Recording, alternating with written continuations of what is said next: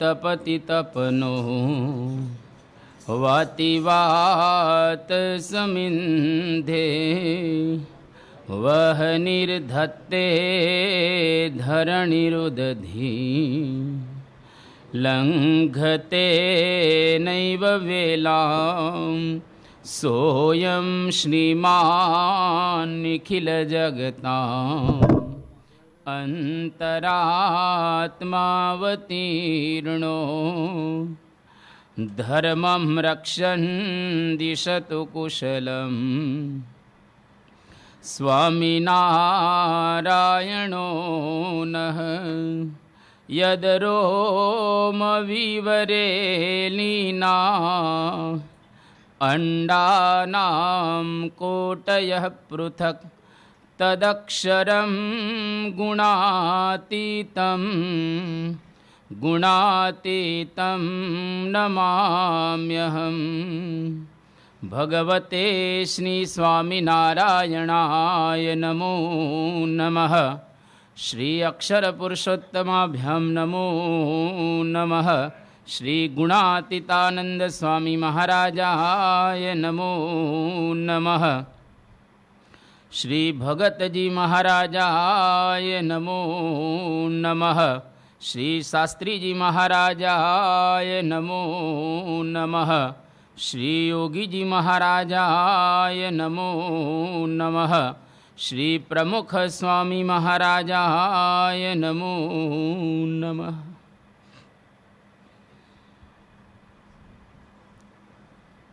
ગઈકાલે 81મું નામ જોયું હતું અને આજે 82મું નામ ભક્તવત્સલાય નમઃ. શ્રીજી મહારાજ પોતે ભક્તવત્સલ હતા. ભક્તાઃ વત્સલાઃ યસ્ય સહ ઇતિ ભક્તવત્સલઃ તસ્મૈ નમઃ. બીજો અર્થ જો એની અંદરથી કાઢવો હોય તો એવો કાઢી શકીએ કે ભક્તાનામ વત્સલઃ ઇતિ ભક્તવત્સલઃ તસ્મૈ નમઃ. ભક્તો મહારાજની પ્રિય હતા અને ભક્તોને મહારાજ પણ પ્રિય હતા. બેય અર્થ આમાંથી દ્યોતિત થઈ શકે, કાઢી શકાય. સૌથી પહેલો અર્થ કે ભક્તોની પ્રિય હતા.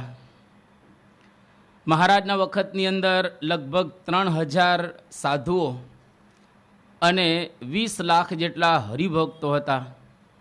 દરેકને શ્રીજી મહારાજ ખૂબ જ પ્રિય હતા અને મહારાજને માટે હરિભક્તો અને સંતો પ્રાણ પાથરવા તૈયાર હતા. અમુક એવી જ્ઞાતિઓ, અમુક એવા લોકો જે સામાન્યતઃ કોઈને નમે નહીં અને કોઈને એ લોકો સાદી ભાષામાં કેવું હોય તો ગાંઠે નહીં, પરંતુ શ્રીજી મહારાજને માટે એ લોકોએ પ્રાણ પાથર્યા. કાઠી કોળી આ બધા જ લોકોએ શ્રીજી મહારાજને માટે પોતાનું જીવન સર્વસ્વ અર્પી દીધું અને મહારાજને માટે એ લોકો રાન રાન અને પાન પાન થઈ ગયા. તો મહારાજ ભક્તોને ખૂબ પ્રિય હતા અને ભક્તોને પણ મહારાજ પ્રિય હતા. આપણે જાણીએ છીએ કે જમકુબા જેવા, જે આમ રાજરાણી કહેવાય, આખ્યાન પ્રસિદ્ધ છે એટલે આપણે કહેતા નથી, પરંતુ રાજપાટનો ત્યાગ કરી અને 3 દિવસ સુધી ઊંટના ખોખામાં એટલે કે હાડપિંજરની અંદર રહે. આ કેટલું અઘરું પડે, તો મહારાજને કેટલા પ્રિય હશે.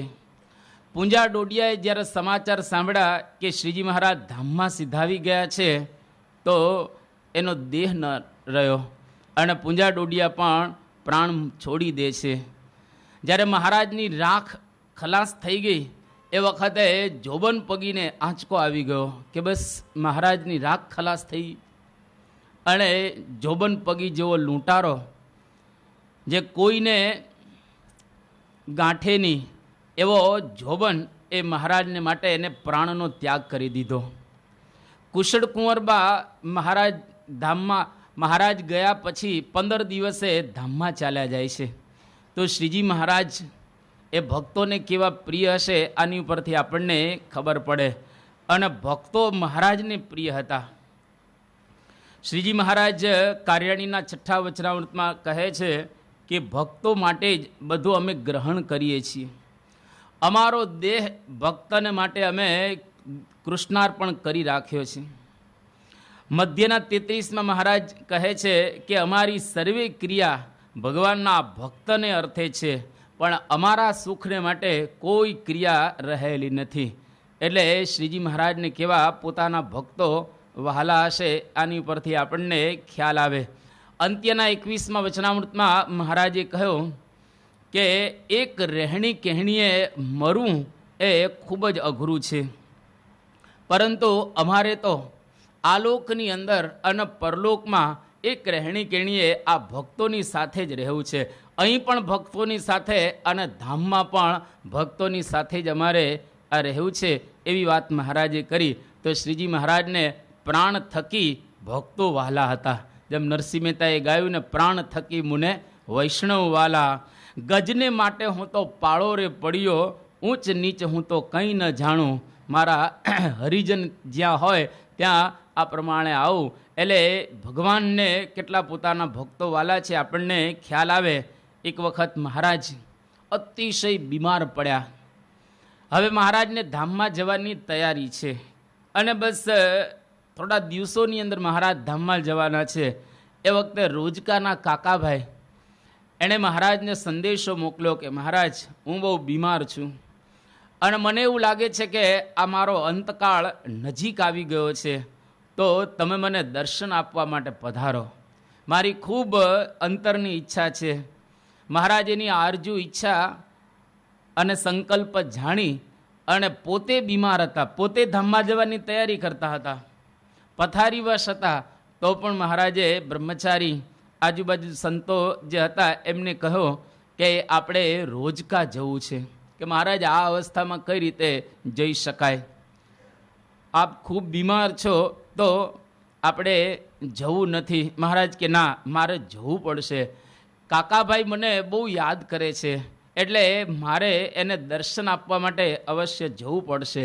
અને શ્રીજી મહારાજ અતિશય બીમાર હતા, પરંતુ છતાંય કાકાભાઈને અંતકાળે દર્શન આપવા માટે ગયા અને ત્યાંથી આવી અને મહારાજ થોડા સમયમાં ધામમાં ચાલ્યા જાય છે.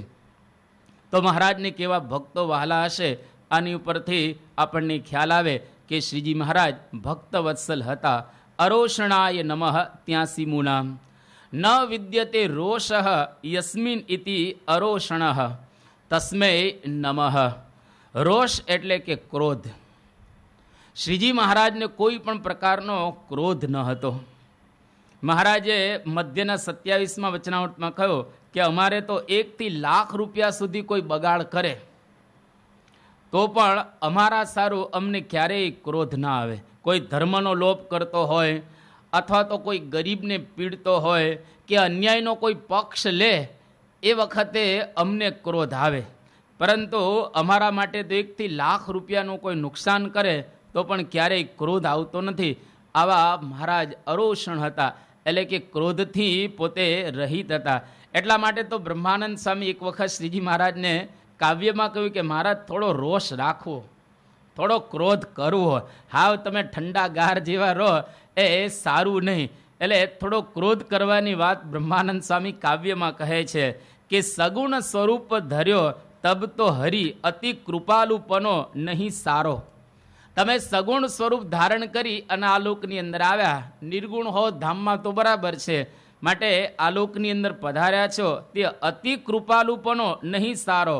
બ્રહ્માનંદ કહે દુષ્ટન પર રોષ કછુક અંતર મેં ધારો, ભક્ત વત્સલ હરિ બિરુદ તિહારો. કે થોડોક રોષ રાખો, થોડોક ક્રોધ કરવો, જેથી કરી અને એક ફૂફાળો મારી શકાય. ભલે કરડવાનું નહીં, પરંતુ ફૂફાળો તો રાખવો જોઈએ.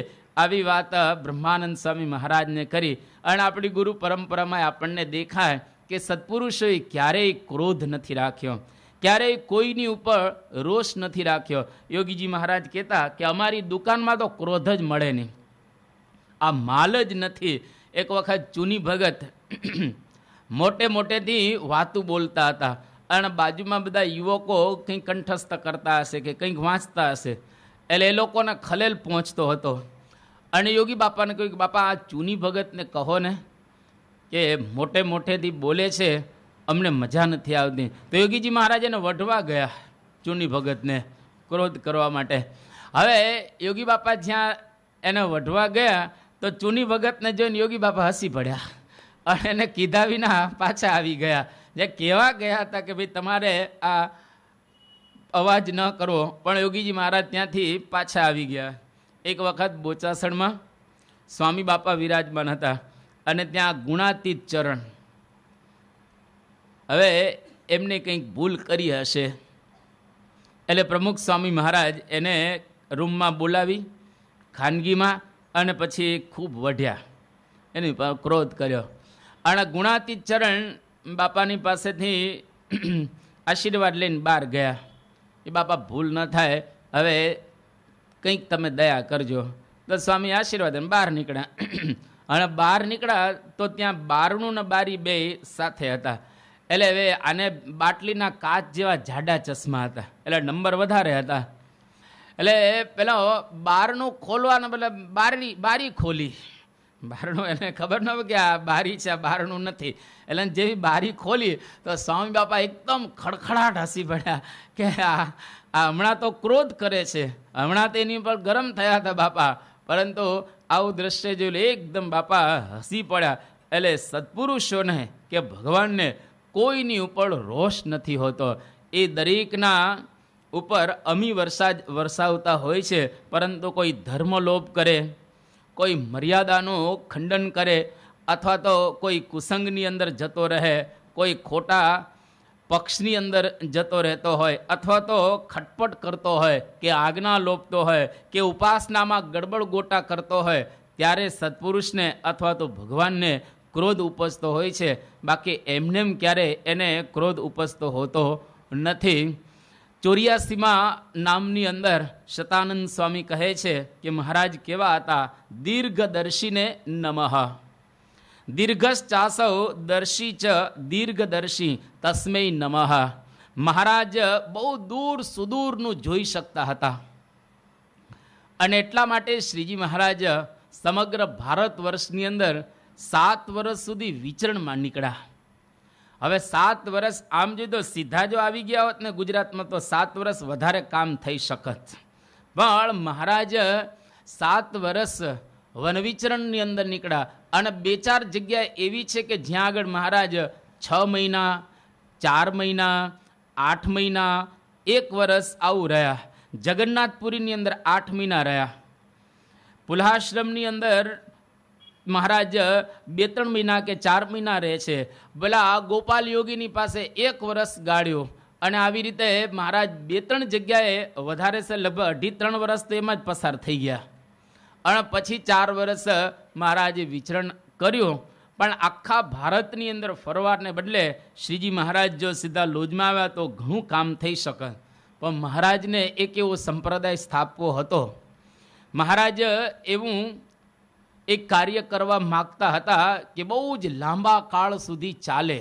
એટલે શ્રીજી મહારાજે સાધુના નિયમ ધર્મ, ઉપાસના, શાસ્ત્ર એ બધું જ વિચારી અને આર્ષ દ્રષ્ટિ રાખી અને બનાવ્યું. એટલે શ્રીજી મહારાજ બહુ જ દીર્ઘદ્રષ્ટા હતા. એને પોતાની હાજરીમાં મંદિરો કરી દીધા અને સંતોના નિયમ ધર્મ બરાબર વ્યવસ્થા થઈ શકે આચાર્યો પણ મહારાજે સ્થાપ્યા અને સંતોને ભણાવવા ગણાવ્યા, સંગીત વિદ્યાઓ શીખવાડી, કળાઓ શીખવાડી અને બરાબર રીતે ભાઈઓ અને બાઈઓ જુદું ભજન કરી શકે અને ધર્મ મર્યાદા પણ સારી રીતે પાડી શકે એવી વ્યવસ્થા કરી. જો એ ન પાડીએ તો મહારાજનો દોષ નથી, એ આપણો દોષ રહેલો છે. મહારાજે તો આ બધી મર્યાદાઓનું સ્થાપન કર્યું છે. સંતોના નિયમ ધર્મ લખ્યા કે એમને સ્ત્રી અને ધનનો ત્યાગ રાખો, પણ હવે પૈસાને સંતો અડતા થઈ જાય એવા મહારાજનો શું વાંક. પણ આપણા સંપ્રદાયની જેવી રીતિ રહેલી છે એવી રીતિ તમને અન્યત્ર ક્યાંય જોવા નહીં મળે. બધું જ મહારાજ કરીને ગયા છે. કોઈ પાસું મહારાજે બાકી નથી રાખ્યું. કોઈ પણ પાસાથી તમે મહારાજને મૂલવો, એક કે એક પાસા મહારાજે પરફેક્ટ રાખ્યા. તમે મંદિર કહો, કળાઓ કહો, સાધુઓ કહો અને આ પ્રમાણે જ્ઞાન કહો, વ્યવસ્થા કહો, બધું જ મહારાજ વ્યવસ્થિત સ્થાપી અને ગયા. હવે એની અંદર જે કોઈ વર્તે નહીં તો એ મહારાજનો એમાં કોઈ દોષ રહેલો નથી, આપણો દોષ રહેલો છે.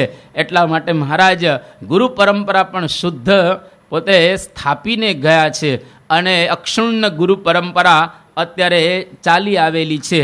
અને આપણે જાણીએ છીએ કે આપણા સંપ્રદાયની અંદર પણ આજે એવી શુદ્ધ રીતિથી બધું ચાલી રહેલું છે. જેવું મહારાજના વખતમાં ચાલતું હતું એવું જ શુદ્ધ આજે પરમ પૂજ્ય સ્વામી બાપાના સમયની અંદર પણ ચાલી રહેલું છે. એટલે આપણને લાગે કે ખરેખર મહારાજ ગયા નથી, પરંતુ સ્વામી બાપા દ્વારા આજે પૃથ્વી પર વિચરણ કરી રહેલા છે. એટલે મહારાજ દીર્ઘદર્શી હતા, દૂર સુદૂરનું પોતે જોઈ શકતા હતા. અને સત્પુરુષો પણ બધા દીર્ઘ દ્રષ્ટા હોય છે, દૂર સુદૂરનું જોઈ શકે. ઘણી વખત આપણને લાગે કે આ કરવા જેવું છે અને સત્પુરુષ બતાવતો કે આ કરવા જેવું નથી. ઘણી વખત આપણને લાગે કે આ નથી કરવા જેવું, પણ સત્પુરુષ કહે આ કરવા જેવું છે. હવે જ્યાં કોઈ વ્યવસ્થા ન હોય ત્યાં યોગીજી મહારાજે મોટા મોટા સંકલ્પ કરેલા છે અને બાપાએ પણ એવા મોટા મોટા સંકલ્પ કરેલા છે, પણ એ બધા જ દૂરનું જોઈ શકે છે. એટલા માટે એમણે આવા સંકલ્પો કર્યા. તો મહારાજ પણ દીર્ઘદર્શી હતા અને એ પરંપરાની અંદર બધા ગુરુઓ પણ દીર્ઘદર્શી રહેલા છે. 85મું નામ ષડૂર્મિ વિજય ક્ષમાય નમઃ. ષટ્ચ તાહ ઊર્મય ઇતિ ષડૂર્મ્ય ષડૂર્મિનામ વિજય ક્ષમઃ ઇતિ તસ્મૈ નમઃ. શ્રીજી મહારાજ કેવા હતા? 6 ઉર્મિને જીતવામાં ક્ષમઃ એટલે કે સમર્થ હતા. માણસ માત્ર 6 ઉર્મિથી પર થઈ શકતો હોતો નથી. એને ઉપર કોઈ વિજય પ્રાપ્ત કરે એ બહુ જ અઘરું કહેવાય. ષડ ઉર્મિ એટલે કે 6 ભાવો, એ 6 આપણા શરીરના ભાવો રહેલા છે. કયા ભાવો છે? તો કે ભૂખ અને તરસ આ 2, હર્ષ અને શોક બીજા 2 એટલે 4, જરા અને મૃત્યુ બીજા ઓર 2 એટલે 6.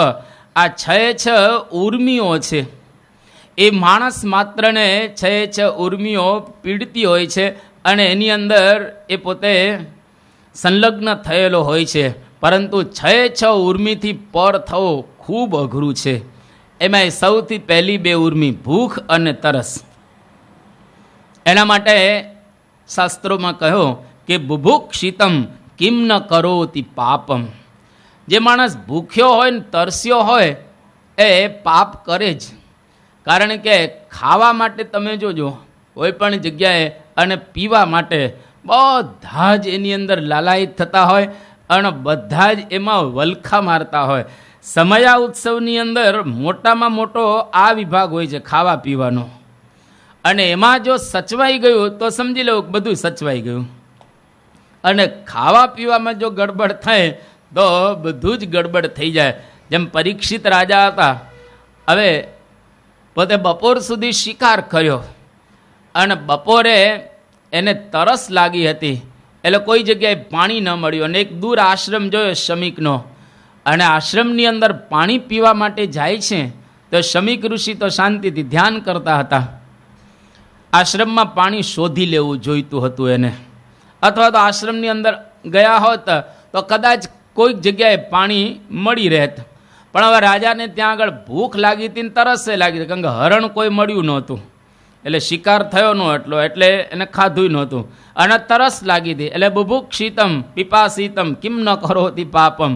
એટલે રાજાએ મરેલો સાપ ઋષિને ગળામાં નાખી દીધો કે તમે મારું સન્માન નથી કરતા. અંદરની ભૂખ લાગી હતી. તમે જો માણસ જ્યારે બહુ ભૂખ્યો થાય ને તો વલખા મારે ને ગમે તેમ બોલવા મંડી જતો હોય છે. એટલે જે દિવસે ઉપવાસ કર્યો ને એ દિવસે ક્રોધ વધારે હોય, વધારે ક્રોધ એ દિવસે, કારણ કે ભૂખ્યો થયો છે અને એકદમ વધારે ખાઈ લીધું હોય ને શાંતિથી ઊંઘતો જ હોય છે. એ વખતે શાંત થઈ જાય અને ભૂખ મરી જાય ને તરસ મરી જાય, એટલે માણસ પછી પાપ કરતો હોય ઓછું થઈ જાય. એટલે આ શરીરની 2 માંગ રહેલી છે, આ ભૂખ અને તરસ. બીજી વાત છે હર્ષ અને શોક. અમુક પ્રસંગો એવા જીવનમાં આવે કે જેમાં આપણને આનંદ થાય. હર્ષ સ્થાન સહસ્રાણી શોક સ્થાન શતાની ચ દિવસે દિવસે મૂઢમ આવિશંતિ ન પંડિતાહા. મહાભારત ભારત સાવિત્રી એની અંદર કહેવામાં આવ્યું કે હર્ષના હજારો સ્થાનો છે અને શોકના પણ હજારો સેંકડો સ્થાનો રહેલા છે. દિવસે દિવસે મૂઢમ, જે મૂઢ માણસો હોય, અણસમજુ માણસો હોય, એ લોકો હર્ષ અને શોકની અંદર લેવાતા હોય છે. બધા જ લેવાય સ્વાભાવિક રીતે. કાઠિયાવાડની એક બાઈ ગંગા સતી, એની જે વહુ પાનબાઈ, એને ઉદ્દેશીને ભજન બનાવ્યા છે. એમાં એક પંક્તિ એને લખી કે હર્ષ શોકની હેડકી ના આવે પાનબાઈ, હર્ષ અને શોક જેને વ્યાપે નહીં એવા બહુ જ ઓછા હોય. બાકી હર્ષ અને શોકની અંદર બધા જ લેવાઈ જતા હોય છે. જેમ દેવાનંદ સ્વામી કહ્યું કે હર્ષ શોકની નદીઓ મોટી, તેમાં જાય તણાણો રે. દેવાનંદ કહે હરિ ભજ્યા વિના ઘણે દુઃખે ઘેરાણો રે. દુનિયામાં ડાયો ડાપણમાં દુઃખ પામે. એટલે હર્ષ શોકની અંદર માણસ હંમેશા લેવાઈ જતા હોય છે. અને ત્રીજી વાત, જરા અને મૃત્યુ. જરા એટલે વૃદ્ધાવસ્થા અને મૃત્યુ એટલે મરણ. જ્યારે જરા અવસ્થા આવે એટલે બધાને મજા આવતી નથી. એટલે હરીન્દ્ર દવે કહે છે, હરી તું ફરી જોબન્યું આપ, તું મને ફરી યુવાન બનાવી દે. કારણ કે એ અવસ્થા માણસને બહુ પીડતી હોય છે. જરા અવસ્થા. જરા દુઃખમ, રોહિદાસ ચમાર, જન્મ દુઃખમ. જરા અવસ્થા દુઃખરૂપ હોય છે. એ વખતે એને મજા આવતી નથી. આ એક શરીરના ભાવ છે, પણ એ ભાવમાંથી દરેકને પસાર થવું જ પડે છે. એમાં કોઈનું ચાલતું હોતું નથી. અને મૃત્યુ એટલે મરણ, એ પણ દરેકનું આવે જ છે. એમાં પણ આપણે મરવું જ પડે. અને એમાં આપણે કહીએ કે ના, મારે અત્યારે મરવું નથી, તો એમાં એવું ચાલે નહીં. મારે વૃદ્ધાવસ્થા જોઈતી નથી, એ પણ ચાલે નહીં. એ આવે જ અને આપણે સ્વીકારવું જ પડે, એમાં કોઈ શંકા નથી. પણ અહીંયા આગળ આ 6 ઉર્મિથી શ્રીજી મહારાજ પર હતા. એટલે કેવું અદ્ભુત અહીંયા આગળ મહારાજનું નામ સિલેક્ટ કર્યું છે કે ષડુર્મી વિજય ક્ષમાય નમઃ. મહારાજ 6 ઉર્મિથી પર હતા. પહેલું ભૂખ અને તરસ. તો વનવિચરણ કરતા હતા ત્યારે શ્રીજી મહારાજને ઘણા સમયે કોક વખત ખાવાનું મળે છે, પણ ક્યારેય શ્રીજી મહારાજ આકડા ઉતાવળા નથી થયા.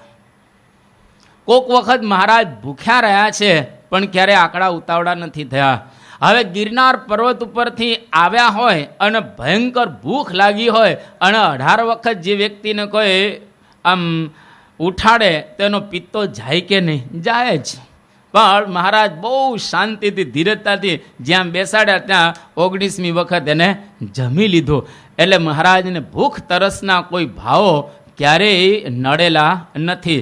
અને હર્ષ શોક, ભગવાન તો સ્વાભાવિક રીતે બધું જાણતા હોય છે. એટલે એને હર્ષ કે શોક જેવું કશું હોતું નથી. એ ભૂત ભવિષ્યના વર્તમાન 3 કાળનું જાણે. એટલે એને હર્ષય ન વ્યાપે અને શોકય ન વ્યાપે. એ સમતા ધારણ કરીને રાખતા હોય છે. અને જરા ને મૃત્યુ, આમ તો મહારાજને માટે કહેવાય કે ને જરા અવસ્થા આવી જ નહોતી. મહારાજ વૃદ્ધ થયા જ ન હતા. અને એની પહેલાં જ મહારાજ સ્વતંત્ર થકા ધામની અંદર ચાલ્યા ગયા હતા. ભગવાનને કંઈ અવસ્થા હોતી નથી. એ 3 અવસ્થા અને 3 ગુણથી હંમેશા પર વર્તતા હોય છે. એનું મૃત્યુ ક્યારેય હોતું નથી. આમ ભૂતપૂર્વ સ્વામિનારાયણ ભગવાન એવું ન કહેવાય કોઈ દિવસ. એ વર્તમાન કાળમાં જ હંમેશા હોય છે. એટલે કે પહેલાં હતા, અત્યારે છે, અને ભવિષ્યની અંદર પણ ભગવાન તો રહેવાના છે. એનું ક્યારેય મૃત્યુ હોતું નથી. એટલે 6 ઉર્મિથી શ્રીજી મહારાજ પોતે પર હતા. અને ભક્તો પણ મહારાજ એવા બનાવ્યા જે 6 ઉર્મિથી બધા પર વર્તતા હોય. એ પર્વતભાઈ અગતરાયના હોય કે દેવજી ભગત હોય કે પેલા ઠીકરિયાના છગનભાઈ. હવે તમે જો એની પત્ની ધામમાં ગયા તો ગુલાલ ઉડાડે છે. પત્ની ધામમાં જે ગુલાલ ઉડાડે, કોઈ ઘણા દીકરા ધામમાં જઈને સાકર વહેંચતા હોય છે. અને ઘણાના દીકરા કે દીકરીઓ ધામમાં જાય એને કોઈ હર્ષ શોક હોતો નથી. જગતમાં રહીને આ કરવું અતિશય અઘરું પડે. પણ મહારાજના ભક્તો પણ એવા ષડુર્મીથી પર આપણને દેખાય. ત્યાર પછી મહારાજનું 86મું નામ નિરહંકૃતય નમઃ. નિર્ગતા અહંકૃતિ યસ્ય સહ ઇતિ નિરહંકૃતિ તસ્મૈ નમઃ. શ્રીજી મહારાજ કેવા હતા કે જેમાંથી અહંકૃતિ એટલે કે અહંકાર, હું પણ, ગર્વ, ઘમંડ, દર્પ નીકળી ગયા છે. એમાં કોઈ પણ પ્રકારનો ગર્વ કે અહંકાર નથી, એવા શ્રીજી મહારાજ હતા. અને નિષ્કુળાનંદ સ્વામીએ ભક્ત ચિંતામણીની અંદર લખ્યું છે કે જેના નિર્માની ભગવાન તેના જનને જોઈએ કે માન. મહારાજ કેવા હતા? એકદમ નિર્માની હતા. પ્રથમના 56મા વચનામૃતની અંદર મહારાજે કહ્યું છે કે કુળનું, પંડિતાઈનું, રૂપનું, ધનનું વગેરે એકેય પ્રકારના માન રાખવા અને આવી વાત મહારાજે કરેલી છે.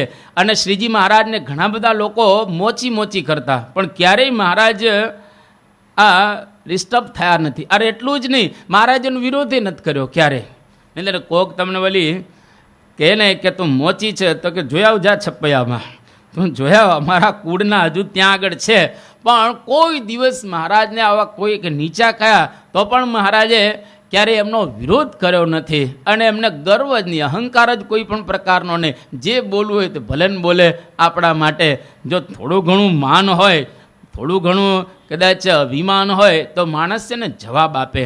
અને ઘણી વખત ટાઈમે જવાબ આપે. પહેલાં આમ સાંભળી લે અને પછી ટાઈમ આવે ને તો ધીરે રહીને સંભળાવી દે. આમ તરત તો ઘણી વખત બધા સાંભળી લેતા હોય, પણ ટાઈમે એ સંભળાવી દેતો હોય. પણ મહારાજ કોઈ દી સંભળાવ્યું જ નથી. દલપતરામે લખ્યું પણ ખરું કાવ્યની અંદર કે મહારાજ મોચી હતા. પણ કેવા પ્રકારના મહારાજ મોચી હતા તો સંતો ઘણી વખત કીર્તન આરાધના વખતે છેલ્લે જેમ દુહા ગાય છે એમાં આ દુહો ગાતા હોય છે ઘણી વખત કે ચામડાના પૂતળા રચે છે ચતુરાઈ કરી, ચામડાના બળદોને બકરા બનાવે છે. કે આ બધું રચના ભગવાને કરી છે. એટલે મોચી જેમ જોડાન બધું સીવે ને એમાં આ શ્રીજી મહારાજ મોચી હતા. પણ આવા પ્રકારના મોચી હતા કે ચામડાના હાથી ઘોડા હજાર રોજ જૂના ભાંગી જતા જાય, નવા નીપજાવે છે. ચામડાની ગાયો ભેંસો શુદ્ધ દૂધ દોવા દે છે. ચામડાના પપટોને રાણીઓ પઢાવે છે. કેવું ચામડાનું કામ કીધું દલપતરામ.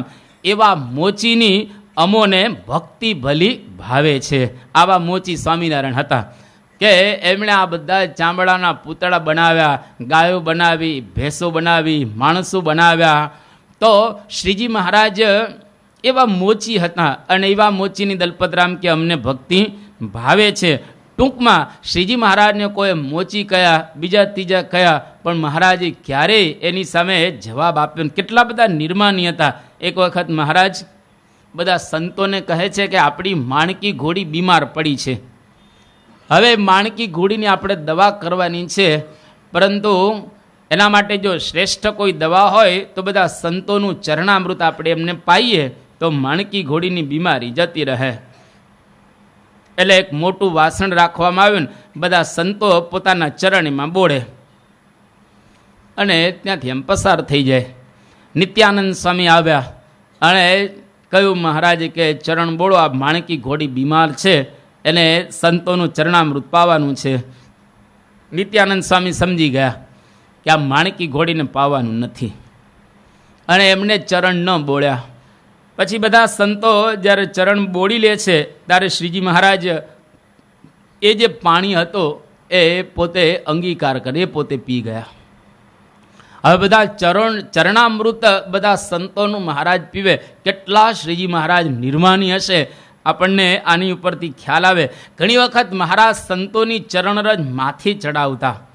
અને મધ્યના 41મા વચનામૃતમાં મહારાજે માનનું ખંડન કર્યું છે કે કોઈ પણ પ્રકારનું આપણે માન ન રાખવું. અને શ્રીજી મહારાજને કોઈ પણ પ્રકારનું માન ન હતું. એક વખત મહારાજ એવું કહ્યું, પ્રકરણ ચલાવ્યું કે અમે સૌથી માની છીએ, અમને સૌથી વધારે માન છે.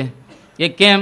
તો કે રાજા મહારાજાઓ જે મોટા કહેવાય એ સંતોને નમે અને સંતો પણ અમને નમે છે, એટલે અમે બહુ માની છીએ એમ કહી. અને મહારાજ જ્યારે કહે છે ત્યારે ગુણાતીતાનંદ સ્વામી કહ્યું કે મહારાજ તમને કોઈ પણ પ્રકારનું માન હોય નહીં, તમે તો નિર્માની રહેલા છો.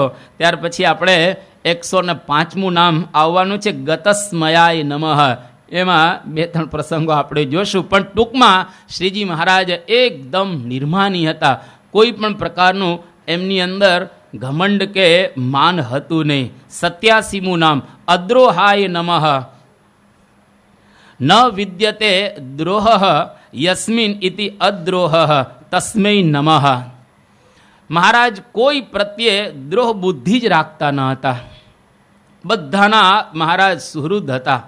કોઈ પણ પ્રકારની દ્રોહ બુદ્ધિ, ખરાબ બુદ્ધિ મહારાજની અંદર હતી ને ભગવાન હતા.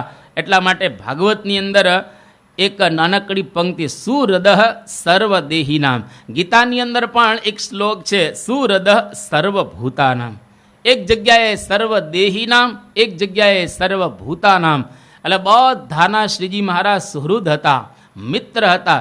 એ કોઈ દિવસ કોઈનો દ્રોહ કરનારા હતા નહીં. વડતાલના 11મા વચનામૃતની અંદર મહારાજ પોતે જ કહે છે કે અમે ભગવાન, ભક્ત, ગરીબ અને બ્રાહ્મણ આ ચારના દ્રોહથી ખૂબ ડરીએ છીએ.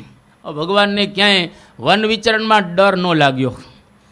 એને અરણા, પાડા કે સિંહ, વાઘ, વરુ, દીપડા એનો ડર ન લાગ્યો. પણ આ ચારના દ્રોહનો મહારાજને ડર લાગે છે. એટલે કેવા અદ્રોહ મહારાજ હશે, આની ઉપરથી આપણને ખ્યાલ આવે. અંત્યના 12મા વચનામૃતમાં કહ્યું કે ઝેર ખાય, સમુદ્રમાં ડૂબે, પર્વત ઉપરથી કોઈ પડી જાય, રાક્ષસ મળે અને ખાઈ જાય તો એક વખત મરવું પડે.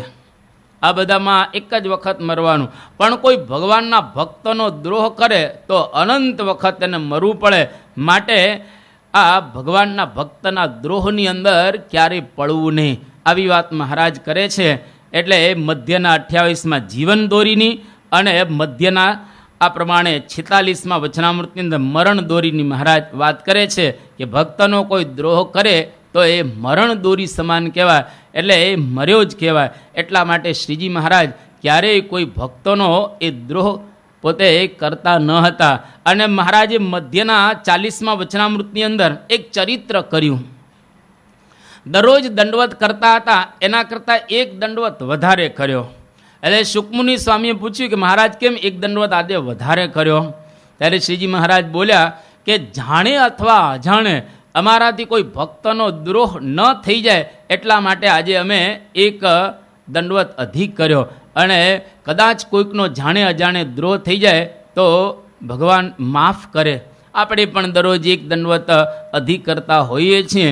એટલે રામાયણમાં તુલસીદાસજીએ એક સરસ નાનકડી પંક્તિ લખી છે કે જો અપુરાધુ ભગત કર કરહી, રામ રોષ પાવક સો જરહી.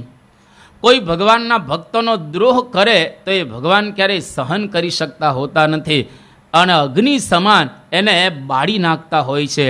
એટલા માટે બ્રહ્માનંદ સ્વામીએ, દલપત રામે બધાએ પોતાના દુહાની અંદર, કવિ ગંગ પણ એક થઈ ગયા, એને પણ પોતાના દુહાની અંદર લખ્યું છે કે ભગવાનનું ભજન કરતા હોય કોઈ, પરંતુ જો ભક્તનો કોઈ દ્રોહ કરે તો સોઈ મોઈ ભજત પુની નરકમે જઈએ. ભગવાન કે મને ભજતો ને તોય નરકમાં એટલે જાય. એટલે આપણે શાસ્ત્રીજી મહારાજ કહેતા વિભીષણ જેવું રાખવું.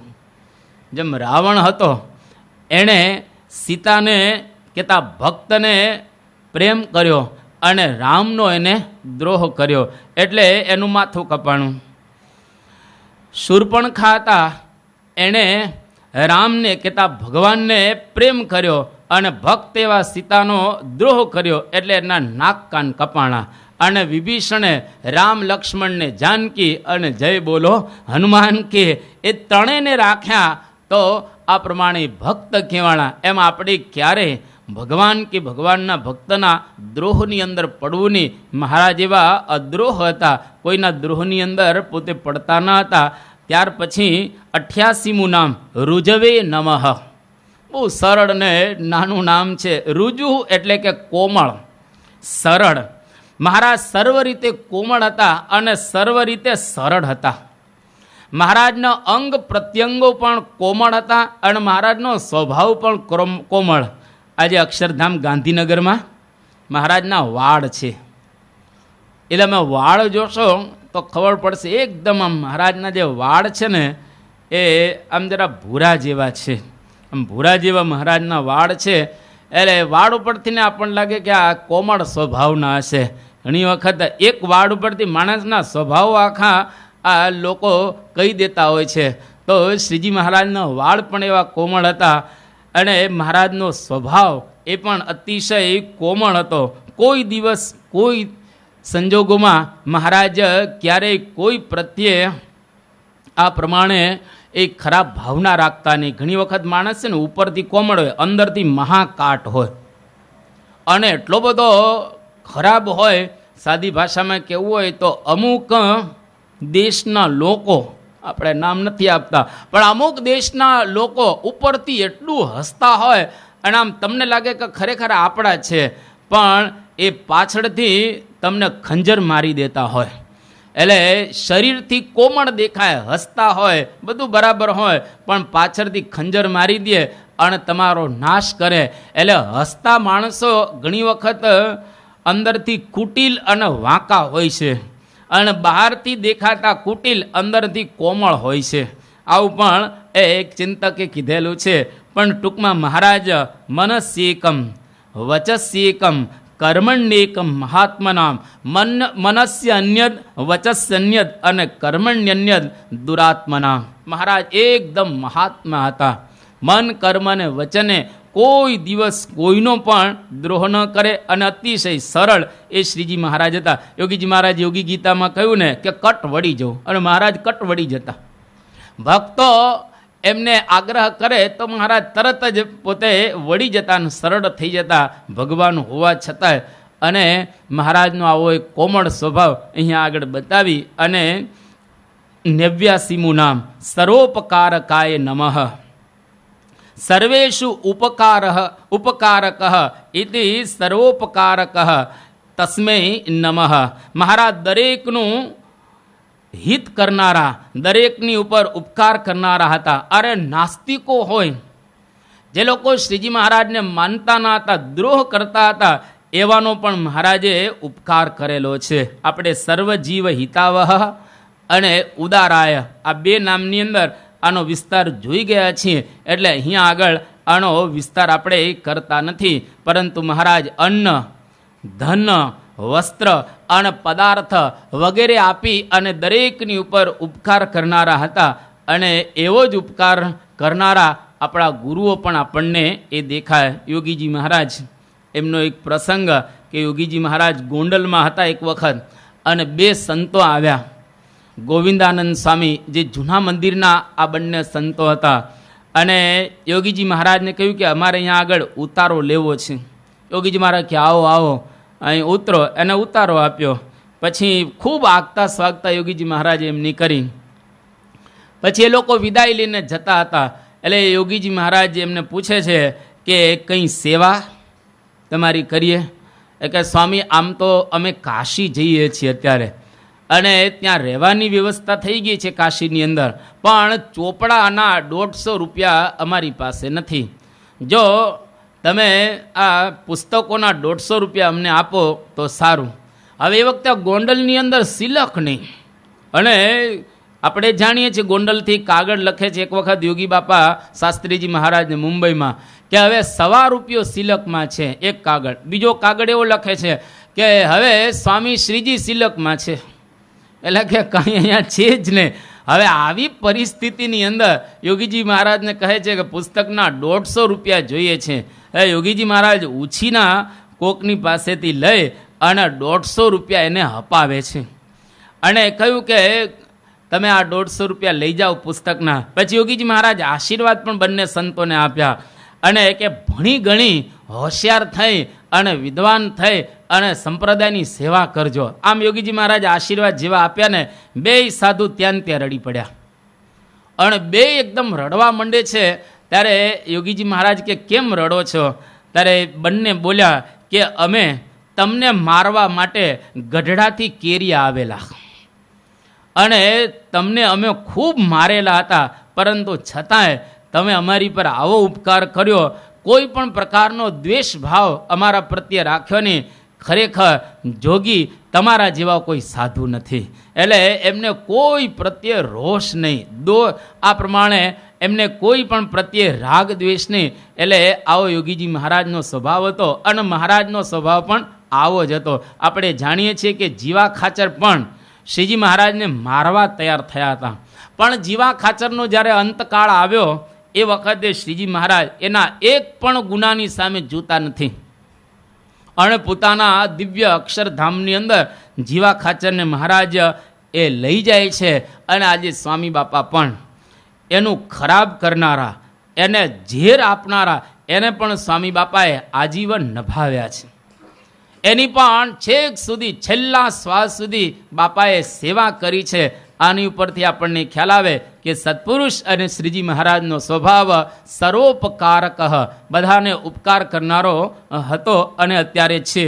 90મું નામ નિયામકાય નમઃ, એટલે કે નિયમયતિ ઇતિ નિયામક તસ્મૈ નમઃ, અર્થાત સર્વના નિયંત્રણ કરનારા. હરિભક્તો, સંતો આ બધાને નિયંત્રણની અંદર રાખનારા શ્રીજી મહારાજ હતા. બધાને નિયમ ધર્મની અંદર વર્તાવનારા મહારાજ હતા. કોઈ દિવસ કોઈ નિયમ ધર્મનો લોપ કરે એ મહારાજને ક્યારેય ગમતું નહીં. અને મહારાજે એવી મર્યાદા સ્થાપી હતી કે જેમાંથી કોઈ આઘા પાછા એ થઈ ન શકે. એક વખત શ્રીજી મહારાજ રાત્રે ગઢડામાં વિરાજમાન હતા અને જન્માષ્ટમીનો સમયો મહારાજે પૂર્ણ કર્યો અને પછી મહારાજ વિસનગર જવા નીકળ્યા. કારણ કે વિસનગરનો જે સૂબો હતો એ સૂબો હરિભક્તોને બહુ હેરાન કરતો હતો. એટલે મહારાજને નિયમનમાં રાખવા માટે નીકળ્યા. હવે બ્રહ્મચારીને છોડીને નીકળ્યા છે એકલા જ, અને કોઈ સાથે નથી કે આ સૂબો શું સમજે છે એમ કરીને મહારાજ નીકળ્યા સવારમાં. બ્રહ્મચારી પાછળ પાછળ દોડે છે તો મહારાજ પથ્થર મારે છે એને, હે કે તમારે મારી સાથે આવવાનું નથી. અને બ્રહ્મચારીએ કહ્યું કે મહારાજ પણ આ તો સૂબો છે અને એ તમને મારશે, પકડી લેશે. એ વખતે શ્રીજી મહારાજે કહ્યું કે પવનના પ્રેરક કોણ છે? આજે પવન આવે છે એના પ્રેરક કોણ છે? કે તો મહારાજ તમે છો. જો પવનના પ્રેરક અમે હોઈએ તો અમને સૂબો શું કરવાનો છે? અમને કંઈ કરી લેવાનો નથી અને અમારો વાળ પણ વાંકો નહીં થાય. અને આપણે જાણીએ છીએ પ્રેમાનંદ સ્વામીએ 4 કીર્તનો બનાવે છે, એમાં 2 કીર્તનો એમને ચાતુર્માસની અંદર સ્ફૂર્યા પણ 2 સ્ફૂરતા નથી. એટલે શ્રીજી મહારાજ એ 2 કીર્તનો પોતે લખે છે અને એમાંનું આ એક કીર્તન જીવ ઈશ્વર તણો રે માયા કાળ પુરુષ પ્રધાન, સૌને વશ કરું રે સૌનો પ્રેરક હું ભગવાન, અગણિત વિશ્વની રે ઉત્પત્તિ પાલન પ્રલય થાય, મારી મરજી વિના રે કોઈથી તરણું નવ તોડાય, એમ મુને જાણજો રે મારા આશ્રિત સૌ નરનાર, મેં તમ આગળે રે વાર્તા સત્ય કહી છે મારી. આ મારી વાર્તા મહારાજ કહે મેં સત્ય તમારી આગળ કહેલી છે કે સૌનો પ્રેરક નિયંતા એવો હું રહેલો છું. આવી વાત મહારાજ અહીંયા આગળ આ કાવ્યની અંદર પોતાના જ શબ્દોની અંદર કહે છે. અને શિવ, બ્રહ્મા, સુરેશ, અદેવ, દેવ આ બધા જ નમતા મહારાજની પાસે રહે છે એવી વાત પણ નિષ્કુળાનંદ સ્વામીએ કરેલી છે. ટૂંકમાં શ્રીજી મહારાજ સર્વના નિયામક હતા. પ્રથમનું 27મું વચનામૃત, જેની અંદર મહારાજ પોતે કહે છે આકાશની અંદર અધર જળ રાખી મૂક્યું છે, એમાં ગાજવીજ થાય છે, પાળ વિનાનો સમુદ્ર મર્યાદા લોપતો નથી. આ બધું જ મને મળ્યા એવા જે પ્રગટ ભગવાન એના વતે થઈ રહેલું છે. એટલે શ્રીજી મહારાજ આવા સર્વના નિયામક હતા. ત્યાર પછી 91મું નામ ઉપશમ સ્થિતય નમઃ. ઉપશમા સ્થિતિ યસ્ય સહ ઇતિ ઉપશમ સ્થિતિ તસ્મૈ નમઃ. એટલે કે વિષયો આત્મા સુધી પહોંચે જ નહીં. ઉપશમ અવસ્થા કહેતા અંદરથી શાંત. ઘણી વખત આપણે વિષયોને જોઈએ તો એની અંદર લેવાઈ જઈએ. જ્યાં સુધી વિષયોને આપણે જોતા ન હોઈએ ત્યાં સુધી એમાં આપણને આસક્તિ ન થાય. પણ જેવા ભાળીએ એટલે તરત જ એમાં આપણે ખેંચાઈ જતા હોઈએ છીએ.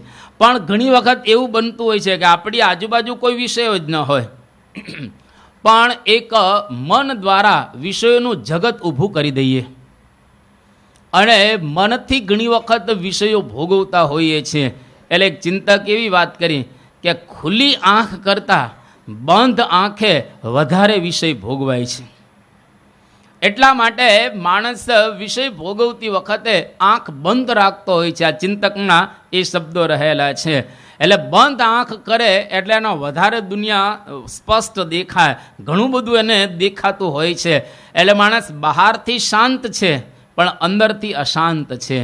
પણ મહારાજ કેવા હતા? ઉપશમા સ્થિતિ યસ્ય સહ. એટલે મહારાજ અંદરથી એકદમ શાંત હતા.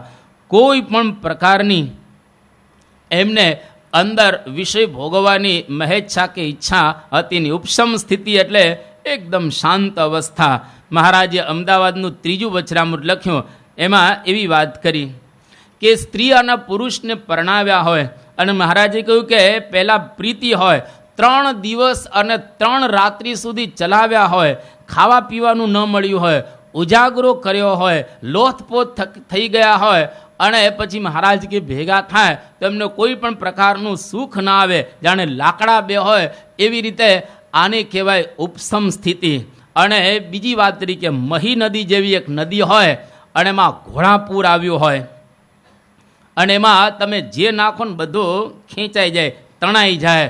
તો આની અંદર ભલભલા ખેંચાઈ જતા હોય છે, પણ જે એકદમ શાંત હોય એને ગમે તેટલા વિષયો પ્રાપ્ત થાય. ગીતાની અંદર વાત કરી કે સમુદ્રની અંદર બધી બાજુથી નદીઓ પ્રવેશે તો પણ સમુદ્ર કેટલો શાંત હોય છે. એમ જેમાં બધી બાજુથી વિષય પ્રવેશતા હોય અને છતાંય શાંત અવસ્થા પ્રાપ્ત કરીને રહે ને, એને ઉપસમ સ્થિતિવાળા કહેવાય. મહારાજની પાસે પદાર્થોના ઢગલા થતા હતા, માનના ઢગલા થતા હતા, પરંતુ ક્યારેય શ્રીજી મહારાજ એની અંદર પોતે લેવાયેલા નથી. અતિશય મહારાજ શાંત રહ્યા છે અને કહ્યું કે જેમ પૂર્વજન્મના વિષયો આપણને વિસ્મૃત થયેલા દેખાય છે, પૂર્વજન્મનું કાંઈ સાંભળતું નથી. ગયા જન્મમાં આપણે કેવા હતા, ક્યાં હતા, શું કરતા હતા, કોના દીકરા હતા, કશું જ આપણને યાદ નથી. એવી જ રીતે આ જન્મમાં ભૂલી જાય ને એને ઉપસમ અવસ્થા કહેવાય. પૂર્વજન્મની જેટલી વિસ્મૃતિ છે એટલી જ વિસ્મૃતિ આ જન્મની આપણને થઈ જાય, એને ઉપસમ અવસ્થા કહે છે. ને આવા ઘણા હરિભક્તો મહારાજના વખતમાં હતા. મહારાજે એને આવી સ્થિતિ કરાવી તો પોતે કેવા ઉપસમવાળા હશે. એ પર્વતભાઈ ગણીએ કે આપણા ગોરધનભાઈ ગણીએ. હવે એક વખત ગોરધનભાઈ એનો દીકરો એને ઉપર લઈ જણ વસ્ત્રના રૂપમાં આમ જતા હતા વાડીએ. કે ગોરધન ગાંડા ક્યાં જાય છે? તો વાડીએ જાઉં છું, પણ જોતો ખરો ઉપર આ કે તારો દીકરો છે કે કપડાં છે? જો એ દીકરો હતો. હવે 2 પગ પકડે અહીં નાખે તો એને એટલી ખબર ન પડે કે આ કપડાં નથી ને દીકરો છે. હાથને કપડાં ને દીકરામાં ફેર હોય કે નહીં, પણ આને કહેવાય ઉપસમ અવસ્થા. એને તમે મીઠું આપો અને ખાંડ આપો કે સાકર આપો, બેય સરખું. હવે મીઠું ને સાકર કઈ રીતે સરખું થાય? આપણે ખાઈએ એટલે તરત જ ખબર પડે, પણ બેય એને સરખું દેખાય. આને કહેવાય ઉપસમ અવસ્થા. એટલે એકદમ ભગવાનની અંદર જે રાચતા હોય એ પરની અવસ્થા કહેવાય. આપણને અનુભૂતિ થાય તો જ ખબર પડે, બાકી ફક્ત વાતો જ આપણે કરવાની અથવા તો વાતો સાંભળવાની. એ પ્રદેશમાં પ્રવેશ કરીએ તો જ આ થાય એવું છે, બાકી થાય એવું નથી. મહારાજે મધ્યના 35મા વચનામૃતની અંદર કહ્યું કે અમને અમારા આત્માનું ક્ષણ માત્ર વિસ્મરણ થતું નથી. અખંડ રહ્યા કરે આત્મદર્શન કે આત્માની સ્મૃતિ, આને કહેવાય ઉપસમ અવસ્થા. અંદર જ પોતે રાચતા હોય. મધ્યના 22મા વચનામૃતમાં મહારાજ કહે છે કે અમારા અંતરમાં તો એક ભગવાન સિવાય કોઈનું ચિંતન થતું નથી. આ બધી ઉપસમ અવસ્થાની વાતો રહેલી છે. તો મહારાજ એવા ઉપસમ અવસ્થાવાળા પોતે હતા અને ક્યારેય શ્રીજી મહારાજ પોતે વિષયની અંદર તો આસક્ત થયા ન હોય, સ્વાભાવિક રીતે ભગવાન હોવાને નાતે. પણ આના દ્વારા આપણને પણ બતાવે છે કે ઉપસમ અવસ્થા જ્યારે આપણે પ્રાપ્ત કરીએ ત્યાર પછી કશું પ્રાપ્ત કરવાનું રહેતું હોતું નથી. એટલે આ અવસ્થાની અંદર ધીરે ધીરે આપણે પ્રવેશ કરવાનો હોય છે. અને જેટલા જેટલા ભક્તો થયા એ બધા જ ભક્તો સ્વાભાવિક રીતે આ માર્ગે ચાલેલા છે, એટલે ગાંડા થયા. અને એ બધા જ ભક્તો છે અંદર જ્યારે ઊંડા ઉતર્યા એટલે જગતથી વિરક્ત બની ગયા અને એની ભાષા આખી બદલાઈ ગઈ. તમે જો યોગીજી મહારાજની ભાષા, આજે બાપાની ભાષા સંપૂર્ણ બદલાયેલી લાગે. આમ તો ગુજરાતી જ બોલે છે. યોગીજી મહારાજ શું કે, અમને કોઈ માન આપે એ ન ગમે, અમને કોઈ આ પ્રમાણે કંઈક વઢે એ ગમે. હવે વઢે એ કોને ગમે? માન આપે દરેકને ગમતું જ હોય છે, સન્માન આપે દરેકને ગમે, પણ વઢે ક્યારેય ગમે નહીં. તો આ એની ભાષા બદલાઈ ગઈ એ કહેવાય, કારણ કે અંદર ઉતરી ગયા ઊંડા, અને ઊંડા ઉતર્યા એટલે બહારની દુનિયામાંથી વિરક્ત થઈ ગયા. એટલે ઉપશમ અવસ્થા જ્યારે આવે એ વખતે બહારનું એને કંઈ દેખાય નહીં. પેલો ગોરો કુંભાર, હવે આમ તો માટલા જ ઘડતો હોય ગોરો કુંભાર, એનો નીચે દીકરો દબાઈ ગયો તોય ખબર ન પડે, ગારાની સાથે એના દીકરા ઉપર પગ આવેલો ખબર ન પડે. નાનકડી કાંકરી હોય તો આપણને વર્તાઈ જાય ને કે નીચે કાંકરી આવી, આખો ને આખો દીકરો, અને એની પર પગ મૂકેલ, પેલો રડે તો ખરો ને, રડે. અને રડે નહીં તો એ કંઈક નીચે પગમાં આવે તો ખરું ને, પણ છતાંય ગોરો કુંભાર એ કરતા લઈ અને ગારો ખૂંદતો હતો. આને કહેવાય ઉપસમ અવસ્થા. નરસિંહ મહેતા ભગવાનનો રાસ જોતા હતા અને પોતાનો હાથ સળગી ગયો. હવે હાથ, અરે ખાલી આમ સેજ કોઈ અગરબત્તી અડાડે તો આપણે આમ ઝાટકો લાગી જતો હોય, અને આખો હાથ સળગી જાય તો એને ખબર ન પડે. એ કઈ રીતે આપણી કોઈ બુદ્ધિમાં બેસે એવું નથી. આને કહેવાય ઉપસમ અવસ્થા. એટલે બહારની સંપૂર્ણ વિસ્મૃતિ થઈ જાય અને અંદરના પ્રદેશમાં જ રાચે, એ ઉપસમ અવસ્થા. આ તો શ્રીજી મહારાજ ભગવાન હતા એટલે એને સ્વાભાવિક રીતે પોતાના સ્વરૂપની અંદર જ આનંદ હોય, તો એવા મહારાજ ઉપસમ સ્થિતિવાળા હતા. અહીંયા આગળ 91મું નામ આપણે પૂર્ણ કરીએ છીએ. આવતીકાલે 92મું નામ. શ્રી સ્વામિનારાયણ ભગવાનની ગુણાતીતમ